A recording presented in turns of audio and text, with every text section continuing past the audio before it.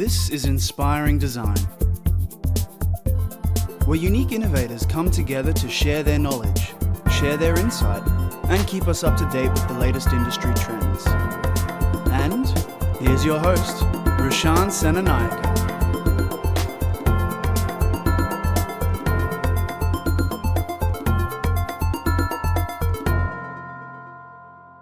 What's up, listeners? I'm your host, Rashan. Welcome to a brand new episode and the start of Season 2 of Inspiring Design. A bit of a throwback. I ended Season 1 with an engaging conversation and insight into design thinking alongside Selena Griffith from UNSW. In that episode, we spoke about the importance in understanding the insights of the students, whether secondary or tertiary. So this actually got me thinking. So I thought, what better way to do this than actually ask our future leaders? Season 2 will entirely be dedicated to design thinking our way through education and design, featuring students from all over Australia in various subject areas, disciplines, and stages in their education career. So to kick things off in style, I have a very unique episode with two special guests today, Topping and Shannen Roe. They're both QUT Creative Industries students in third year. Cameron is 24, born and bred designer. He is not only passionate about design and sustainability and the future of tech, he's also an exec member of QUT BIM Club and is a firm believer of real-world experiences influencing his design methodology. Shannen, on the other hand, is 20 years old, born in Melbourne, and she has lived in Detroit, Michigan, and now kicking some major career goals, working at an architectural firm alongside her studies. She's traveled to Oxford on exchange and now doing some amazing work in affordable zero-waste homes. So today's all about discovering the student's point of view of tertiary education. So welcome to the show, guys. I'm excited to have you here. Hey, thanks for having us. Can you guys start off with a little bit of background and history of yourself, like your story? Sure. Yeah. Ladies first. Yeah, so I was born in Australia, as you said, and then I grew up in the US, so I've got a bit of an accent. I love that, by the way. At least your accent's actually recognizable. Mine's a mix of everything. Right. Well, I feel like I'm sort of getting there now. I've kind of picked up more Australian, and it's a bit of a mix now. I get like Canadian a lot, New Zealand. There you I get mistaken for a lot of different places. So my family's up on the sunny coast, and I sort of spent my school years there since I moved back, and now doing university in Brisbane. Awesome, good stuff. What about you, Cam? So I've lived in Brisbane my whole life. Went to university straight from high school. Went into a Bachelor of Photography, which at the time I thought was great and followed my passion. Got about halfway through that and then started to have some doubts, but finished off my education anyway. Was taking a lot of photos of different buildings and landscapes and things like that in my course, and it was kind of over a year between both my photography and my architecture course I'm doing now that I kind of discovered my passion for it and then went for it, and now I'm currently in my third year. So. Awesome. I mean, photography is something that goes along side by side anyway, so it's I think not a waste of time. I sense a little bit of an undertone there. But, so what are you guys studying at the moment, like your majors and minors? Right, so I'm doing architecture as a major and then landscape design as a minor, and then doing some electives as well. So going to Oxford, I sort of got to do some of my electives there. So it's kind of hard to study all architecture subjects overseas because it's so based on what you're doing here, and there's a lot of core units, and it's very hard to transfer those overseas. Let's put a pin on that Oxford thing because I do want to come back and learn how your experience was there. But what about you, Cam? So similarly, my major is in architectural studies and my minor is in landscape.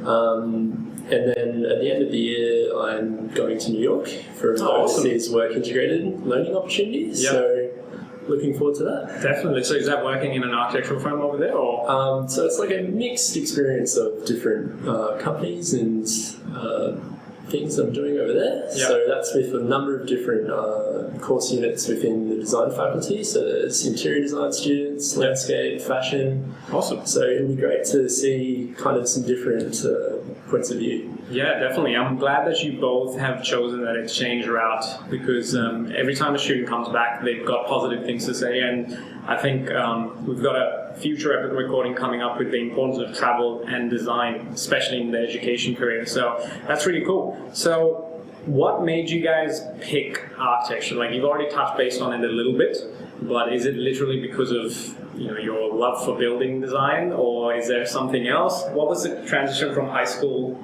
and making that choice? So I went straight from high school to uni, and at first I didn't really know what I wanted to do. I was sort of undecided right up through till year 12. Originally I wanted to go into animation or something a little bit more creative, but I was also really good at computers because I'd done graphics work from like grade 9 onwards. But I was also really good at art. But I think the lack of job opportunities in things like animation and a lot of other more creative based fields was sort of worrying to my parents, and so they were kind of a little bit hesitant on that. And I had a friend who wanted to go into architecture, and she was very passionate about it from a young age. So I thought, I think I'd be all right at that. We both studied graphics together. We're both pretty good at it. She is now at UQ and I'm at QUT, but Who made the right choice? we still don't know. Yeah. But yeah, that was sort of how I ended up doing architecture. It was kind of like we'll just see how this goes kind of moment. But now I'm sort of this far in, I'm really enjoying it, and I still feel like I'm quite good at it as well. And so yeah. Well, that's good. Some people usually get into that road and find out 2-3 years later that's not what they want to do. Yeah. I mean, same thing happened to me, except I was actually in the industry 2 weeks into working full time. So good on you for doing that. But here we are. Go on. Yeah. So in my case, I got to the end of year 12, kind of really being kind of pushed into university, having seen that as my main goal. So when you mean pushed into, do you mean your parents or influence from your school? A bit of both. Okay. But like I always wanted to do university in some capacity. I had architecture as one of my top picks, but my OP score wasn't really high enough to get into that. I also didn't study high-level maths or graphics, so I basically got told by a guidance counsellor to essentially drop that for my QTAC and then focus on something else. Right. Which is what I did. Went into photography, which was something that I really loved and enjoyed. Is that despite you wanting to do architecture? I mean, I guess at that age, I just kind of crossed that out of my mind. Because there was expert advice. Yeah. You get told not to do certain things, or like, you can't really get into that. And you just sort of think, this is an adult telling me these things. I just have to take that on board. Because at that time, I think QT architecture was like an OP5, and I got an OP11. Yeah. So then I was like, well, the gap between those two places is too big. So I went in and did my Bachelor of Photography, did a couple of electives in design strategy, just similar to like what you're about, Rashan. Yeah. And that really opened up my eyes through meeting a lot of really influential people that did real-world projects in third world countries and things like that. And from that point, I then grew my interest in physical design iterations in reality rather than documenting those designs. Yeah. So it took me about a year to really figure out what I wanted to do, and then eventually I came back to architecture, and then having done my course previously in photography, I was able to come straight into architecture. And that jump, whilst challenging, I realised that there's a lot of other skills that are used in the profession that I'm strong at and that I have passion in, and that I can drive myself forward through that. Oh, most definitely. And I think this is, again, a bit of a throwback to when I spoke with Leanne Kemp, the Queensland chief entrepreneur. She actually mentioned something. She spoke about skills currency. Yeah. And skills currency is essentially what you just talked about, those transferable skills where they can fit into almost anything you do, whether it's photography or anything. Even if you go into sales and marketing, you guys will be able to achieve well in that and progress in it. So that's pretty cool. And both of you kind of mentioned that the fact that, the decisions were guided by your school, the adults in your life at that time. So this is actually really powerful because I think I have a lot of teachers listening at a secondary level. So you guys really need to take that on board. Like, I'm not talking to Shannon and Cam here, I'm actually talking to the teachers listening. That was actually their experience, and there are a lot of students, even myself, went through a similar sort of a situation. So not saying it's good or bad, but how much influence the teachers have at that secondary level over your adult life and setting yourself up. So that's pretty cool. But let's talk a little bit about the future. We talked about the past now. What are your career aspirations in terms of looking at your 5, 10, 20, 30, 50, rest of your career?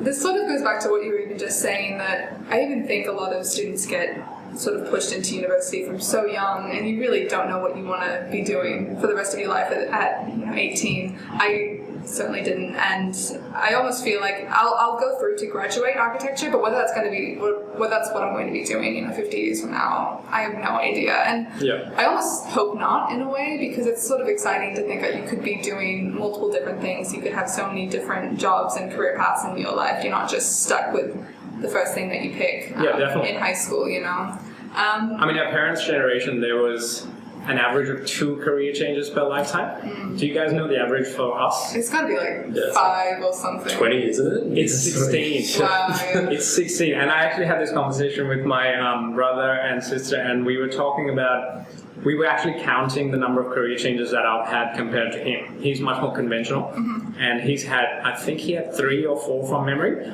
And that's because of his scholarship, right? So he went through that standard conventional route. I've actually had 19.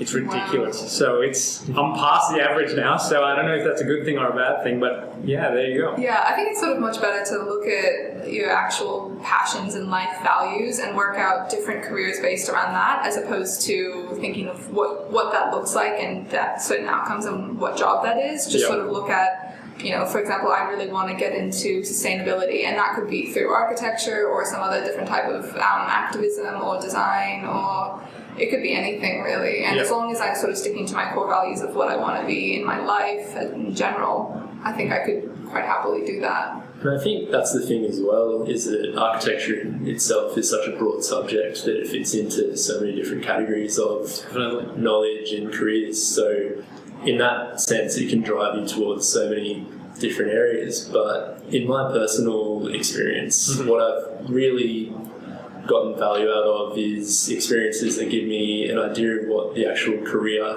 of a thing is, aside from what just the passion is. Because the passion is like a little flame. That it's your life. Over time, it can get kind of burnt out, as a lot of people do. But the career aspect is kind of that balance between passion and what you're good at, and you can sustain for a period of time, and it just takes a long time to find that, in my experience. Oh, definitely. And do you guys think, as third year students, you have a few more years at uni, do you think you found that? It's a bit of a tough question. Personally think that I've found that now, but my university career has obviously been a bit longer than most.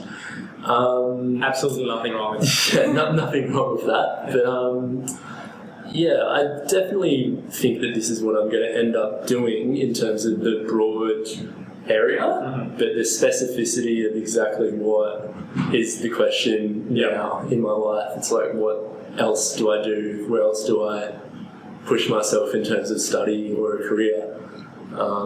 So whether or not that's just within an architecture firm trying to try out lots of different things, or it's starting my own firm and doing my own projects for a bit. Who knows, you might become an animator and steal Shannon's show. Still my dream job. What about yourself? I don't think I've quite found the passion yet. I'm still sort of growing on it. I only recently sort of got into sustainability last year, and what I'm thinking of doing now will look very different to what I'd like to do probably in a year's time. But I guess ideally, everyone wants to have their own firm and to be able to create their own designs and do what they really want to do. So you want your design get built? Yeah, and actually have the power to make a difference as well. So I'd love to get into like social housing or zero waste homes or something like that. And being able to actually, come up with new technologies, which is something Cam's very good at. And being able to do that and then see that be built and actually see that benefit people would be amazing. That's awesome. So that's sort of where I'm currently heading, hopefully. Yeah, and look, it's something that always changes and evolves as you grow as well. So this is why it's tied in with your skills currency and your portfolio of skill sets. So that's nothing's wrong with that. And I think this is what a lot of educators are also struggling with, because there's jobs that didn't exist 5 years ago, and there's going to be jobs that doesn't exist now in 5 years from now. So who knows if that might be aligned more with what our passion. You guys might actually be inventing a certain job that doesn't exist now. We don't know. Yeah. So that's the beauty of it. But that's pretty cool to understand where you guys are headed, and it's actually very much similar to how I thought back then. So I can see the same patterns coming up over and over again. If we're looking at your transition from secondary to tertiary, this is tricky, but I want to ask you guys what didn't work well. Like, what would you redo or ask the schooling system or people in your life at that time to improve or to guide you more on? What would you redo if you could? It's a bit of a tough one. Yeah, so like at a secondary level. So going into secondary to tertiary, picking your that time period where you explained how you chose architecture and went through that transition. So that's the part where I feel like there's a lot of if there's misguided information, can direct students in the wrong way and potentially not waste their time, but then distract them from where they actually should end up in. So what are your thoughts on that? In my case, I didn't realise that TAFE was quite a good option for what I was going to look at. Is that because of the lack of information? I just didn't really give it any thoughts, and my whole focus was on university, and I didn't realise other alternative pathways that could have gotten me into what I wanted to do at that time. Yeah. So I basically just didn't have that idea that if I studied just anything for a year, then that gives me the equivalent of an OP5, and then I could have just transferred across. Yeah. Or that I could have done other things that would have given me course credit points for the thing that I actually wanted to do. Mm-hmm. There's so many different ways now of actually getting to the same place that just don't really give you, that many reasons why you can't do it necessarily. Yeah. So essentially you're saying if that information was made available to you, that would have been helpful? It probably would have. But at the same time, when I was younger, I didn't really make the connection between... There's a difference between doing what you love, which is your hobby, and there's a difference between doing what is work, which is two different things. Yeah. So you often get told this idea of just do what you love. And then I feel like a lot of people who are younger, and when I was in that position, just essentially want to do their hobby full time. Yeah. Which is fine if some people... Sounds like a dream. Yeah, it sounds like a dream, and for people that find that, that's great. But in terms of my own experience, there was a big difference between the things that I did that were fun and then the things that I'm actually innately good at. Yeah. I think if you try to turn anything that you love into a job as well, it's never really just going to become a job. It'll lose all of the joy and love that you once had. Yeah. Sometimes. I mean, not all the times, but... I think what I'm trying to say is that the more opportunities that teachers and people who are guiding young people give to actually experience those jobs firsthand, like what they're like, then the more that people can actually realise what the actual industry is compared to what the idea of the industry is. Yeah. Which is a thing, because the idea of the industry gets sold in universities, obviously, is that it's going to be all sunshine and rainbows, and then once you actually get out and you start doing the actual paperwork and the hard work, then it's a lot different. Yeah. So you essentially would like the good, the bad, and the ugly being shown up. Oh yeah, 100%. Because then when you find the good, the bad, and the ugly yourself, it isn't so fun. Yeah, fair enough. What about yourself?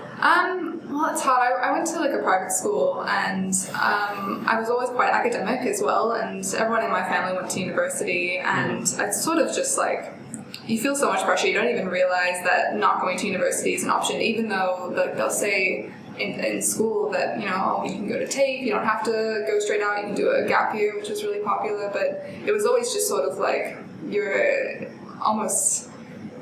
You have to go out and do university if you want, to make people proud. You think, oh, she's doing something with her life, right? Yeah. So I guess even though I knew that there were other options for me, I didn't really consider it viable. I always thought that university was sort of the only way I could really go.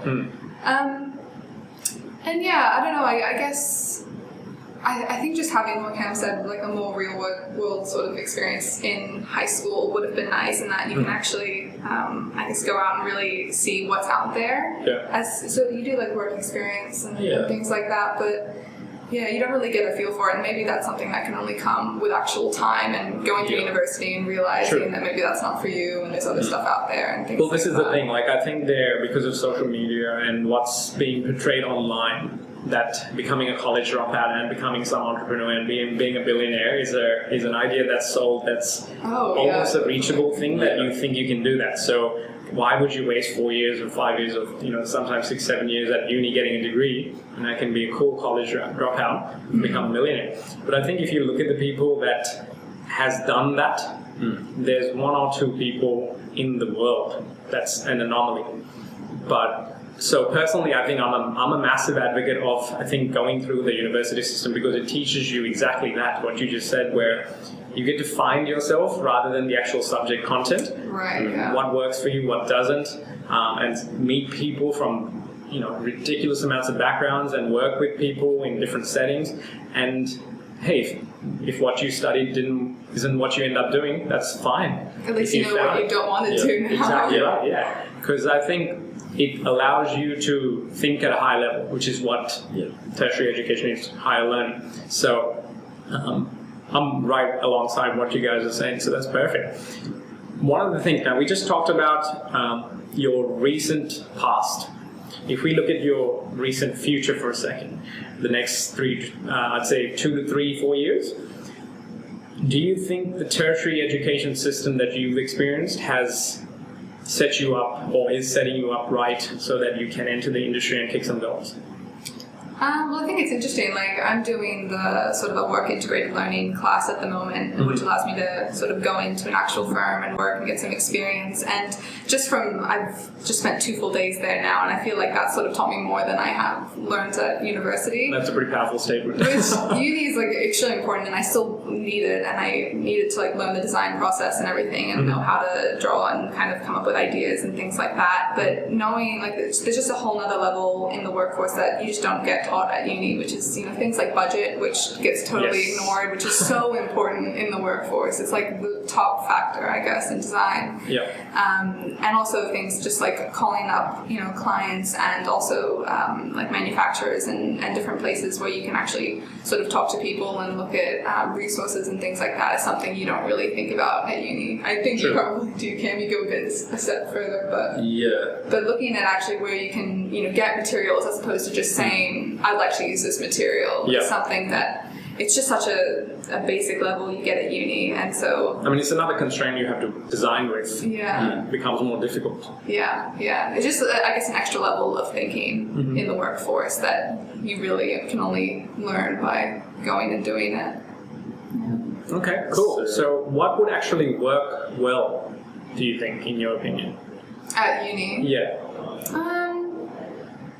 It's hard because I think QT has a great stance on the real world experience and everything, but I guess maybe you can still sort of go a bit further in some ways. But then also I think you need to learn the sort of idealistic way as well that isn't as practical. I think both are kind of necessary, and there's a problem that a lot of architects feel, even professionals, that you need to go somewhere in the middle between the ideal and the realistic. Yeah. Because if you skip all of the ideal for a second, then the next generation of leaders aren't actually coming through with fresh new ideas. They're just coming through with exactly the same stuff that's been in industry and that has set the tone of how things are. So you kind of want students to have some fresh ideas and have some concepts, even if they might be perhaps a tiny bit unrealistic. Hopefully in the future, like, they aren't as much. Yeah. That's right. And look, I think that level of